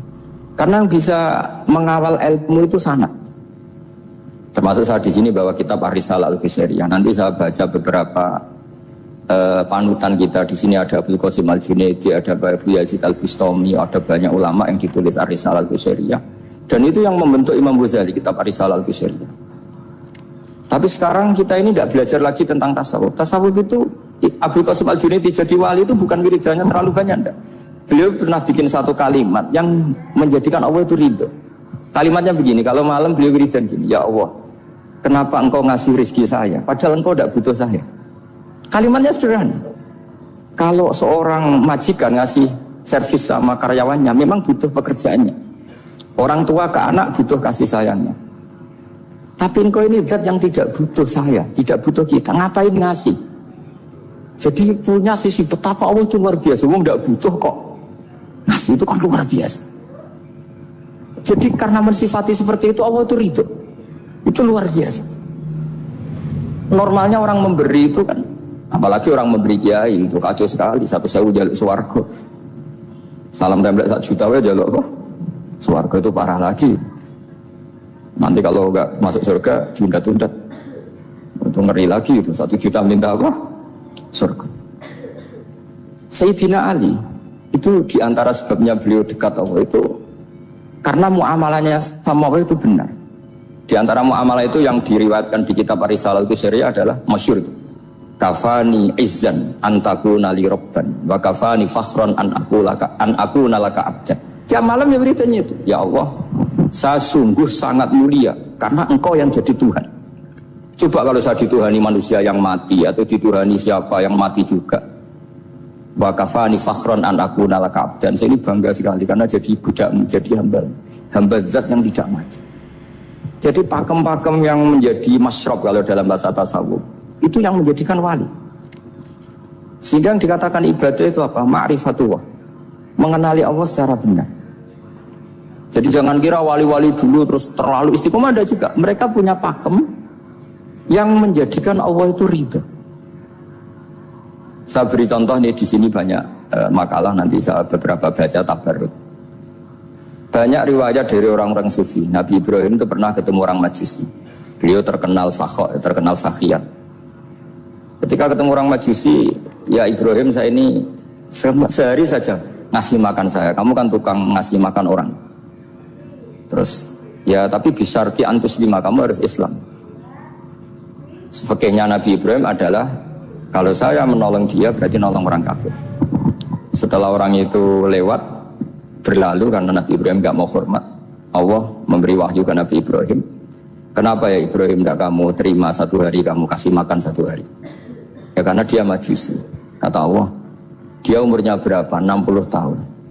Tanyakan, pernah kelaparan kan hanya hari ini? Iya ya Allah. 60 tahun dia kafir tak kasih makan. Minta kamu sehari aja kok gak boleh. Akhirnya Nabi Ibrahim dipanggil orang Majusi, dikejar dipanggil. Ayo tak kasih makan satu hari. Kok kamu sekarang jadi baik? Habis ditegur Tuhan. Terus kata, ahakada yu'amiluni, apa seperti itu Tuhanmu mengu'alamalai saya? Ya na'am. Akhirnya Islam orang Majusi. Jadi itu lagi-lagi ilmu. Jadi yang dikatakan ilmu itu satu teori atau kalimat atau apa saja yang menjadikan kita ini pakem. Meskipun pakem itu kadang sulit diterima orang-orang khusyuk. Orang khusyuk itu ya nyun sewu ada sisi nakalnya. Makanya Mbah Mun sering kayak jargon masyhur. Zada khusyuan, zada jalan, tambah khusyuk, tambah bodoh. Bukan bodoh dengan makna salah itu enggak. Memang kadang terus anti ilmu. Misalnya gini, ini contoh yang karena saya ini mengkhidmati ilmu, saya beri contoh yang urusan ilmu. Ada orang sujud diinjek orang fasik, kepalanya diinjek orang fasik. Terus si orang yang sujud tadi ini ada di Sahih Muslim, juga ada di Ihya. Wallahi la yaghfiru Allahu laka. Pakai sumpah, wallahi la yaghfiru Allahu laka. Allah langsung mewahyukan ke Nabi fi hadzal zaman, fi tilka zaman atau fi dzalika zaman. Man dzalladzi yata'alla alayya alla aghfira li fulan qad ghafartu lahu wa ahbattu amalak. Katakan ke orang itu, siapa yang mencatut nama saya yang hanya berstatus tidak memaafkan. Itu enggak fair. Saya ini Tuhan kok bisa yaghfir, bisa yu'adzib. Kok sifat saya tinggal satu, yu'adzib, itu gimana? Dicatut separuh itu Allah tidak terima. Tapi kalau kita baca Quran, saya ini sama orang fasik ya benci. Saya ini orang soleh, setidaknya pura-pura soleh lah. Karena di depan para kiai. Tapi mau tidak mau, ketika Allah mensifati dirinya tentang orang munafik gimana? Wa yu'adzibal munafiqina in sya'a au jatuh. Ini cocok tidak cocok, potensi memberi tobat itu ada. Meskipun sama kalau orang munafik, tapi ya tetap bacanya wa yu'adzibal munafiqina ya in sya'a au jatuh. Rasulullah kayak apa bencinya dengan Wahsy karena qatilu Hamzah. Tapi Nabi tunduk sama konstitusi Quran. Laisa laka minal amri syai'un aw yatuba alaihim aw yu'adzibahum. Akhirnya Allah malah memberi tobat sama qatilu Hamzah, yaitu Wahsy. Ini pentingnya baca lagi. Kalau kita tidak baca, hanya khusyuk saja, tidak baca, pasti sama orang yang menginjak orang sujud tadi, yang menginjak pasti salah, nggak dimaafkan. Bongso pasti. Pertanyaannya adalah, betulkah Allah punya sifat satu, yaitu yu'adzib? Makanya kalau kita baca, misalnya baca Quran, walillahi mulkus samawati wal ardh, ya sudah, yaghfiru liman yasha wa yu'adzibu man yasha. Kalau nuruti rasa kita, ya inginnya ke kita, yaghfir, ke orang lain yu'adzib. Tapi Tuhan kan nggak terima. Saya ini Tuhan kok didikte makhluk saya ini gini, nggak bisa. Sehingga ya ini lagi-lagi ilmu. Makanya saya cocok tidak cocok itu suka baca. Saya suka sekali baca, mulai ulama dulu, ulama modern, setengah dulu. mulai ulama yang kedunian sampai setengah kedunian. Suka. Saya dulu tuh gak suka uang. Karena saya memang tadi mbah saya dari bapak itu wali Mas tadi. Kalau tadi Mas Nadif jujur, mulai Mbah Soleh itu suka bully mertuanya. Jadi saya alhamdulillah dia jujur. Jadi Mbah Soleh itu menantunya Raden Asnawi. Itu ya bully-bulian sama ini terus ditiru beliau ini. Itu gak suka sebenarnya. Saya itu ya pokoknya tadi kalau orang daftar wali itu kan gak suka sama. Karena mereka nangis ketika Allah menghentikan wa aqridu atau ayat-ayat anfiku atau orang baik disifati wa aqridu wa qardan hasanah. Itu hadal khitab li ahlil jibdi wasarwah. Ini khitab untuk orang kaya. Kalau isim Gusti jenengan nampen ngongkon infak kok kalau diinfaki. Jenengan nampen ngongkon ngamal kok kalau dingamali. Jadi maka yuhibbunal mal, mereka tidak suka harta. Walakin diana luladzatal khitab bil infak, dan itu harus kaya dulu untuk bisa infak. Jadi itu uniknya. Akhirnya saya Imam Sa'roni penting juga kaya. Jadi wali untuk suka harta itu nunggu diperintahkan Allah. Alhamdulillah kita tidak sudah wali dulu karena sudah senang harta wali. Jadi kayaknya keren kita dibanding wali-wali itu. Artinya wali itu tahu pentingnya harta setelah jadi wali. Kita alhamdulillah mulai kecil sudah tahu pentingnya harta. Kayaknya kita lebih wali. Imam Syafi'i itu dulu gak suka sama orang kaya. Saya berkali-kali ceritain. Karena dia dididik Sufyan As-Tsauri, Sufyan bin Uyainah. Tapi ketika ketemu Imam Malik itu kaya raya. Meskipun dia hidupnya sederhana, tapi kaya raya. Pas beliau mau, Imam Syafi'i dia agak-agak sopan kalau sekarang tanya, setelah jenengan ilmu yang saya harus ambil siapa? Kata Imam Malik, yang salim saya itu sudah meninggal Abu Hanifah, tapi muridnya masih, namanya Muhammad bin Hasan As-Syaibani.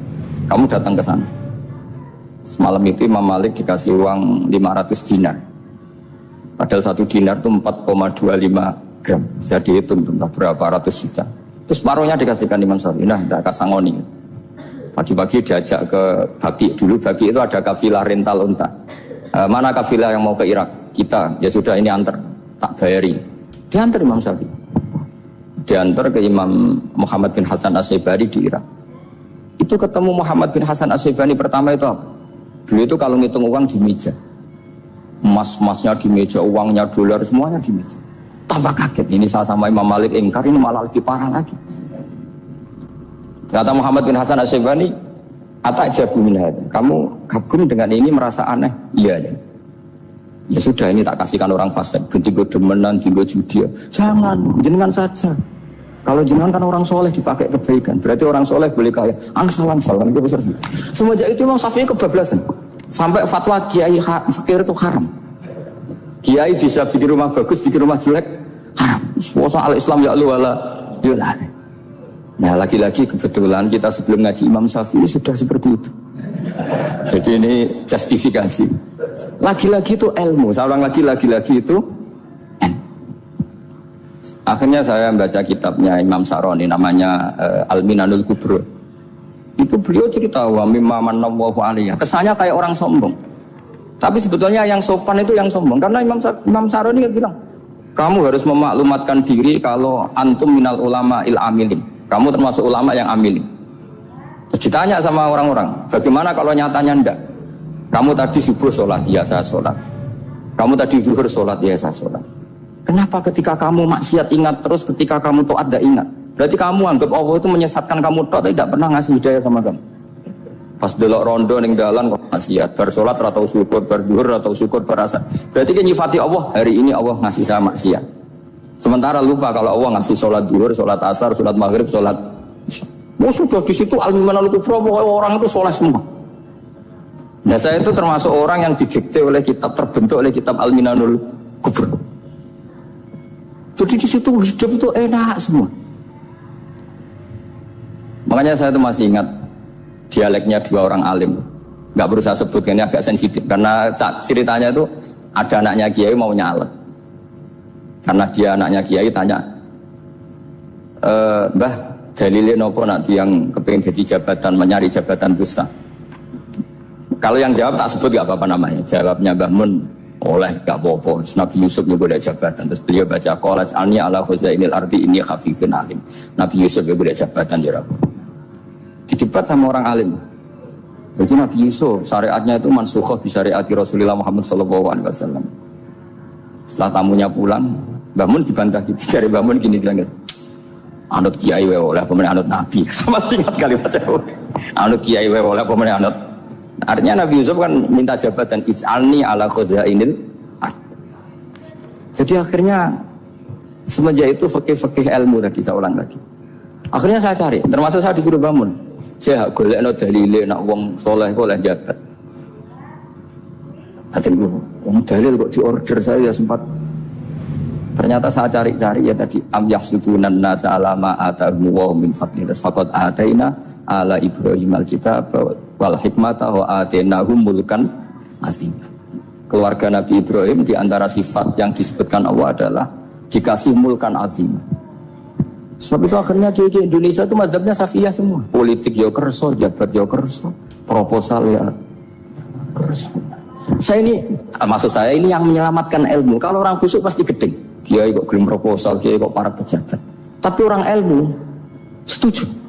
Nah saya nggak tahu setujunya itu bawaan ilmu apa bawaan nafsu tadi itu yang mulai saya data. Nah kalau saya kan bawaan ilmu saya baca. Itu bedanya saya dengan Mas Nadif jadi bawaan baca. Karena kemarin saya dibully habis-habisan di Kudus. Saya tidak punya kesempatan bicara di menantunya Neng Mu'ah. Wah ini kurang ajar betul orang ini kata saya. Tapi saya nyari sisi positifnya. Kalau saya dibully kan saya madlum. Orang madlum gampang jadi wali. Yang dia bully berarti zalim ya sudah berarti wali saya gitu. Nah supaya dia juga wali sekarang tak bully supaya impas gitu. Jadi ini nolong beliau. Jadi saya 22 hari itu kalau habis subuh ke rumah sakit. Tapi kalau asar pulang ngajar. Ya begitu terus. Karena mbah-mbah saya itu sukanya ilmu Masya Allah. Karena ilmu itu penting. Apapun pakemnya para wali itu kalau diingatkan secara ilmu itu terus kayak runtuh. Saya berkali-kali mencontohkan. Dan itu valid, data itu valid.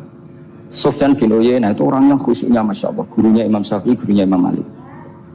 Itu beliau menceritakan dalam kitab Hilyatul Auliya. Nabi Isa itu senangannya itu ceria sekali.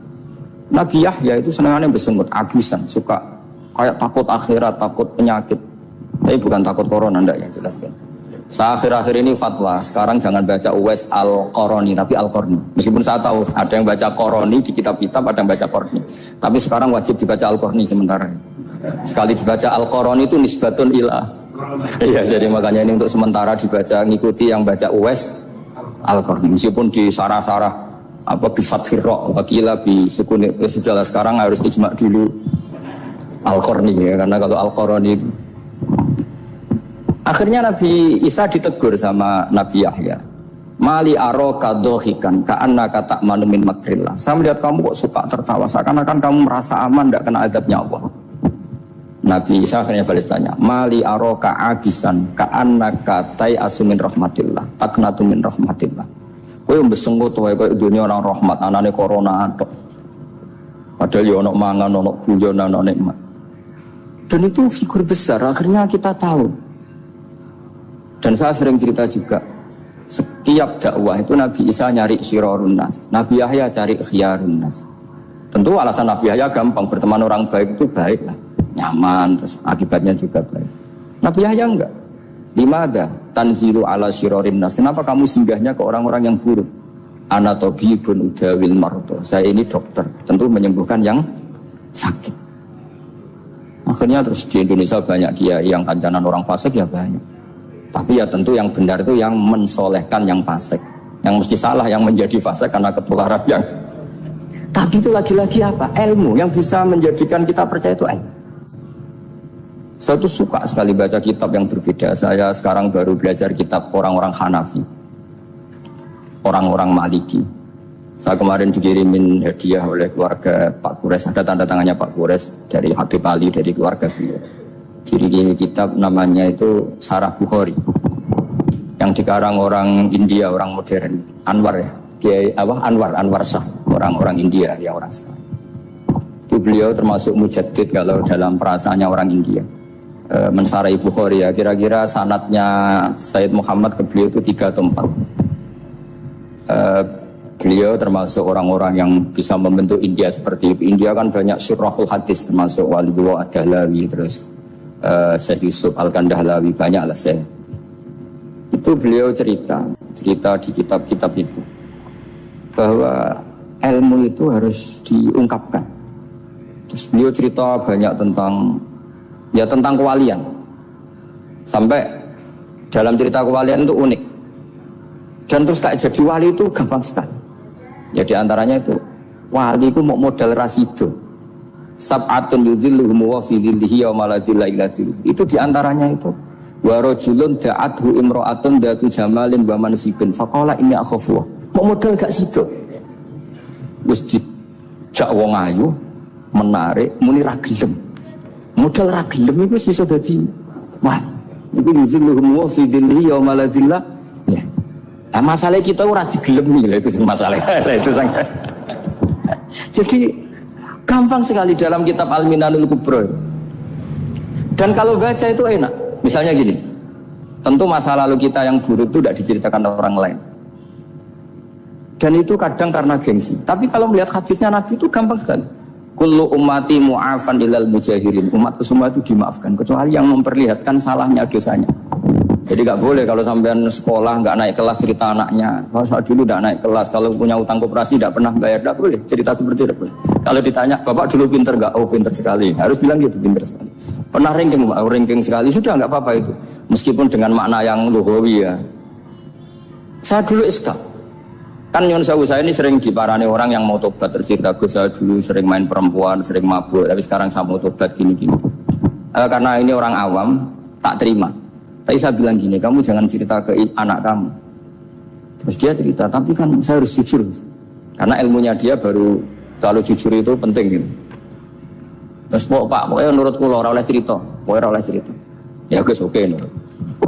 Setelah itu saya nyari-nyari sarah. Termasuk kitab itu. Kok bisa orang yang tidak mujahirin, orang yang menutupi salahnya malah dimaafkan, yang cerita jujur pernah salah malah tidak. Sangat bener. Misalnya seorang bapak cerita, cuma mau disini nak pacaran tak ambung. Misalnya, anaknya mesti suatu saat kan dia puber, mesti nak ngambung niru bapak. Nah kalau yang cerita itu ribuan atau jutaan, cuma zaman yang pondok itu rezekiku kombodoni, kan terus jadi syariatun mutabah. Apalagi yang cerita ini ternyata jadi kiai, ternyata gitu ya tetap jadi kiai. Jadi kalau pura-pura soleh di rumah pura-pura soleh, seakan-akan di pondok tidak pernah khotbah, tidak pernah setor meluntir, tidak pernah apa kan? Katanya, lalu lucunya, oke itu alasan. Alasannya Imam Ghazali itu paling masuk akal. Ini saya cerita, illa aliman barokahnya baca Imam Ghazali. Fa inna Allaha ta'ala yakrahu zuhurul ma'asi. Wa min asbabi zuhur adalah al-mujaharah. Karena Allah itu gak suka maksiat itu begitu kelihatan. Dan awal dari kelihatannya maksiat adalah semua orang cerita. Akhirnya maksiat dianggap biasa saja. Jadi kalau semua orang cerita zaman mondok nakal itu akhirnya semua orang yang nakal, oh itu niru kiai ini, karena ini niru kiai. Kan repot. Tapi kalau semua kiai sok suci atau suci betul, dan semoga ya suci betul, kan yang maksiat, yang mau maksiat ini gak punya alasan karena masternya gak pernah maksiat.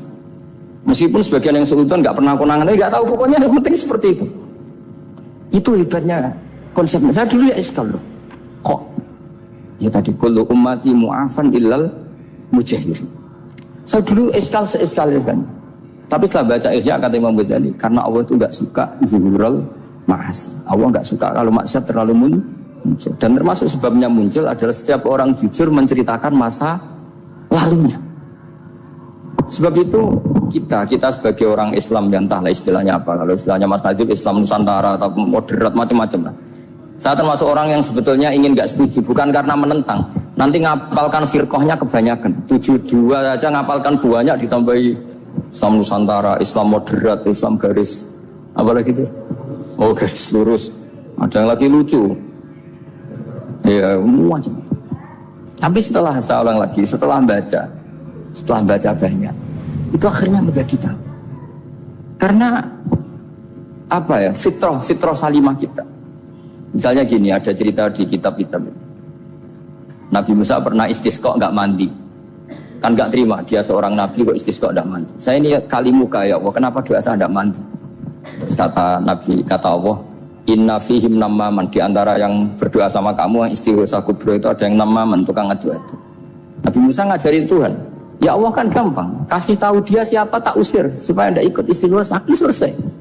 Terus jawabnya pangeran lucu. Saya ini Tuhan, anha anin namimah. Saya ini Tuhan yang mengharamkan namimah.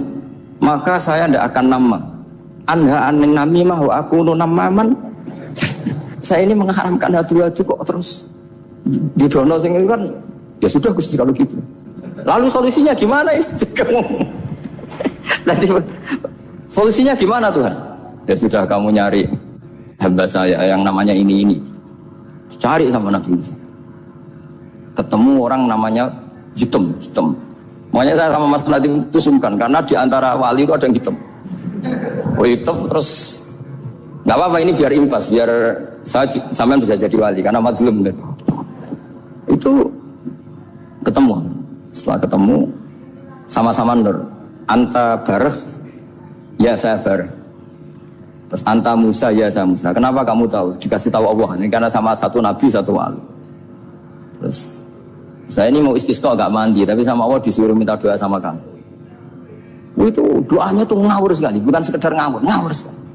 Ya Allah, apa engkau sudah tidak punya stok air sehingga tidak ada hujan?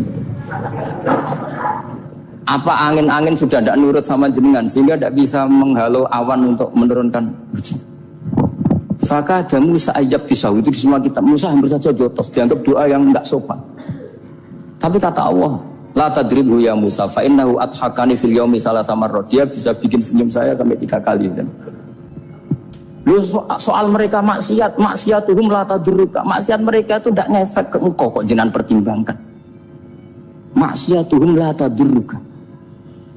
Akhirnya langsung hujan. Jadi kadang doa itu ada yang ngawur.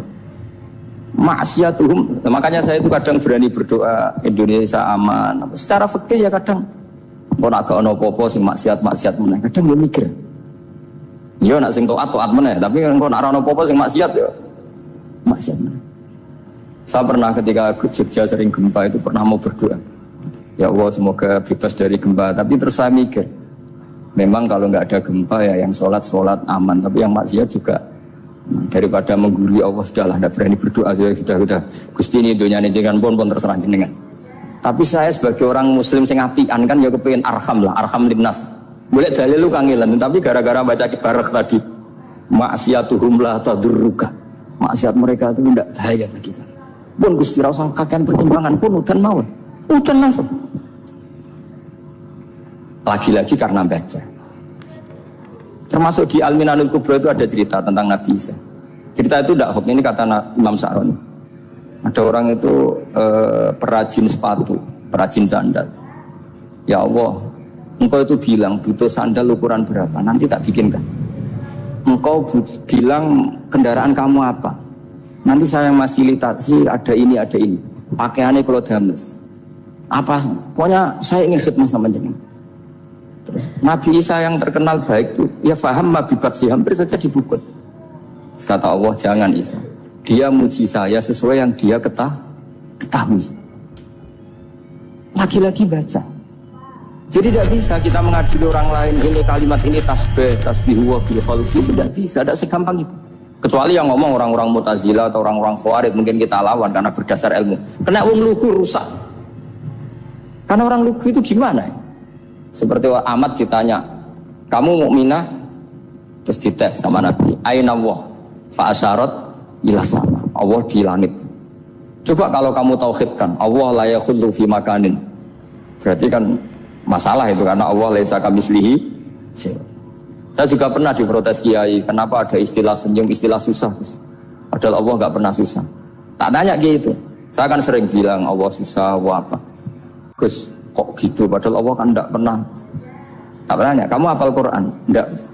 Ya sudah, baca aja ayat falamma asafun antaqamna minhu. Itu doire asafa itu kan asifa ya safu asafan. Jikutkan wazan afala berarti asafa yusifu. Berarti kayak dengan atal. Ya ata yati itianan, kalau ingin wazan afala kan ata yuti ita, sama dengan falamma asafu mongko sumangsani gawe susah sapa Fir'aun wa kaumu. Nah ini Fir'aun mari riket, mari aku susah. Aku pengiran jadi tandingi. Intakomna minhum kata aku. Akhirnya dia itu bilang, jebule ning Quran yo istilah Allah susah. Ya sembol aku apal Quran dadi spontan bahasaku mbok salah mbok ora iki ana kembarane Quran. Sampeyan masih khusyuk ora apal Quran akhirnya yo ngene iki kata saya. Akhirnya jebule ilmu itu penting wis suwe nah ilmu itu penting kata saya. Jadi ini lagi-lagi illa aliman au mutal. Jadi saya tuh dapat barokahnya ilmu. Saya sebagai manusia ya takut mati. Tapi tadi kalau kadang-kadang melihat mati itu rohah min kulli syarrin. Kita ini meskipun nyun sewu sekarang tidak zina, tidak korupsi, potensi itu tetap ada. Dan yang bisa mengakhiri potensi itu apa coba? Al-maut. Sehingga Nabi mengajarkan kita itu gampang sekali dalam beragama. Ij'alil hayata ziyadatan li fi kulli khairin wal mauta rohatan li min kulli syarrin. Lagi-lagi ilmu yang menyelamatkan kita itu ilmu. Sehingga Umar bin Abdul Aziz ketika mau meninggal, semua keluarganya nangis. Dia tanya, kenapa kamu menangis? Karena engkau mau meninggal. Memangnya setelah saya meninggal mau kemana? Ila Rabbin Karim, ila Rabbin Rahim. Jadi segampang itu untuk melihat. Nah, tapi kalau kita tidak baca, seakan-akan wah mati ngeri nak mlebu neraka piye. Seakan-akan di alam sana hanya ada neraka. Padahal anak indadzoni abdi. Daripada nganggep neraka masalah atau eleng pangeran kan ini. Lagi-lagi baca. La yamutan ahadukum illa wa yusinuduna billah. Jangan sampai seseorang mati kecuali dalam keadaan husnudzon sama. Saya tuh masih ingat Gus Yagi pas Bapak gerah itu tak antar ke Karyadi di Semarang. Itu mau kapundhut itu cek guyon. Jong ape mati mbok gawe ning hotel karena di pavilion. Sebelum mau kapundhut cek dungo khataman Quran, baca sabtahat khataman. Terus tak khataman Quran, terus rasa nangis, aku husnul khotimah, terus kamu itu kok enak maksudnya, santai maksudnya enggak, ya relax aja. Seperti Mbah Mun itu dulu, saya tuh ya aku bela wafati sering ketemu, ya ada hanya saya tentu banyak orang sering ketemu beliau. Jawabnya Mbah Mun, Jung, aku nak mati Selasa berarti aku wong alim, nak mati Jumat berarti aku wali, kok penak kabeh gitu. Saya sebenarnya ingin tanya, nak setu bah tahat nih, tapi kok potongannya orang pantas itu. Ketika beliau nyatanya kapundhut Selasa, berarti senang status alim. Artinya orang-orang dulu itu, Imam Ghazali lebih parah lagi. Ya saya yakin ya semua orang Islam mati itu baik. Imam Ghazali lebih parah lagi. Itu beliau kapundhut, itu orang yang perjalanannya 3 hari itu sudah datang semua. Sore beliau beli kafan. Terus beliau bilang ke adiknya, saya nanti kalau mati yang imami orang ini. Jangan makamkan saya sebelum diimami orang ini. Dulu udah ada WA-nya Mas Nabi, udah ada grupnya. Itu ketika beliau sudah beli kafan habis sholat subuh, alayya bil kafni, kafan saya bawa sini. Dikasihkan sama adiknya. Ya Allah, ar-ridho bil intiqal ilal malakil. Jadi saya sudah ridho kalau ketemu engkau. Terus kapundhut. Adiknya bingung karena orang yang ditunjuk itu harus 3 hari perjalanan. Ternyata datang semua terus. Kok kenapa engkau datang? Ghazali wis tondo aku ini 3 dina yang lalu. Jadi aku langsung perjalanan. Pamit itu. Lalu kubu sebelah ini cerita Mas Nadi kan tukang tukaran sama kubu sebelah itu Mas Nadi. Kalau saya ini orang baik gak suka tukaran berarti masih orang baik. Yang ngaku orang baik itu penting cara kitab Al-Minanul Kubra, karena kalau ngaku orang elek berarti kenangannya Allah sama kamu itu bikin elek, tidak bikin baik. Ini cara pikiran Imam Sa'roni dalam Al-Minanul Kubra. Kamu kan boleh mengatakan saya habis makan, habis minum, artinya apa? Kamu habis dapat nikmat. Kamu harusnya juga bilang saya habis ngamalkan ilmu, saya habis dapat hidayah. Wong tadi kamu ya sholat subuh, kamu ya baca Quran. Susah opo sing ngakoni tawabik dari Imam Sa'roni. Senengane kok kalau mau bermaksiat berdelok wong wedok. Memangnya Allah mau amalah mbek kowe mau elek tok atau mau amalah apik? Ini rada provokator, tapi ini cerita ilmu, Makanya saya kenapa tetap bermas Mas Azif, karena provokator meskipun itu asli ya karena baca. Kalau ini asli memang suka sombong memang asli. Tapi apapun itu kan tahu yang Mesir. Jangan-jangan bacanya itu. Saya baca kitabnya, dia ke makomnya Imam Sa'roni kan orang pernah ziarah. Makanya potensinya seperti itu. Jadi saya terus Dulu saya itu nih Gus lagi, bapak itu SK. Bapak itu seneng kancanan wong mlete timbang wong sopan. Saya dulu ya SK. Bapak itu kancanan wong mlete itu. Suatu saat bapak wafat, si pendereknya bapak yang mlete ini tak kancan. Marah tuh orang. Mulai terus. Tangan-tangan bener wong mlete. Jadi kalau tak tanya, mau sarapan mbah wongnya sepuh. Oh wis lho Gus, iso-iso wis kudu sarapan wajib. Wis rokok wis. Ternyata dia lebih gampang ngitung nikmat. Kok gak kerja kan? Aku nang masjid di 10.000, kon nino wong kerja ora usah di 10.000 wis rojo iso mangan iso ngombe. Lopo ngamul wong liya. Kan kok bener sesuai. Sementara sing sopan kurang ajar. Mbah mun mangan. Terus ngenteni kerja angel kabeh mboten panen men ngenes. Kaya Allah ora tau mar. Oh, mungkin karena ini Bapak. Jadi akhirnya sesuai wae ora pati. Kancanan wong sopan-sopan. Akhirnya kancanan Mas Nadif kan gitu ceritanya. Ternyata orang sopan ya kacau juga mau eling sisi panen akeh tak tahu, bah panen kada. Mboten Gus namung niki. Pokoke meluh terus. Jadi makanya ini kan apa-apa kalau berlebihan itu repot. Seperti saya pernah ditanya, kalau orang Jawa Timur itu hormatnya sama kiai, kalau sama orang biasa itu kurang hormat. Kalau orang Solo itu sopan-sopan, tapi ya sama-sama ada masalah. Kalau ada kultur semuanya sopan, nanti ya hum yukrimuna aliman wa fasikon wa solihan wa tolihan. Soleh, sopan yang berlebihan akhirnya sampai pernah ada seorang kiai latihan. Ini kisah nyata. Itu teman saya. Ketemu orang Solo dihormati. Sempat GR, barokahnya ilmu saya dihormati orang. Bareng sama orang fasik, orang macam-macam ya dihormati yang sama. Sebelum berdoa ya kan gitu. Artinya gini, kalau akhlak itu benar-benar kelebihan, tapi kalau berlebihan la farqa bainal alim wal jahil wal fasik was soleh wat toleh, karena semuanya dihormati. Tapi kalau misalnya ada Jawa Timur yang membeda-bedakan manusia, kadang kita ini juga beratnya semua itu ibadullah, semua iyalullah, semua. Jadi terus kita ini mikir yang benar yang mana setelah mengkaji ilmu, lagi-lagi setelah mengkaji. Nah makanya saya ingin sekali ilmu ini harus dikembangkan terus. Karena saya kenalnya Mbah Dola, Mbah Sahal, semua masyayikh ini min haitsul ilm. Karena ilmu ini yang cukup. Islam itu tidak bisa dikawal dengan khusyuk, enggak cukup. Yang bisa mengawal Islam banyak. Sebab itu fa'alam annahu la ilaha. Makanya orang Khawarij itu kata Rasulullah syarrul khaliq. Kenapa orang Khawarij dibenci Nabi? Karena suka khusyuk, suka ibadah tapi tidak suka ilmu. Mereka menyalahkan Ali karena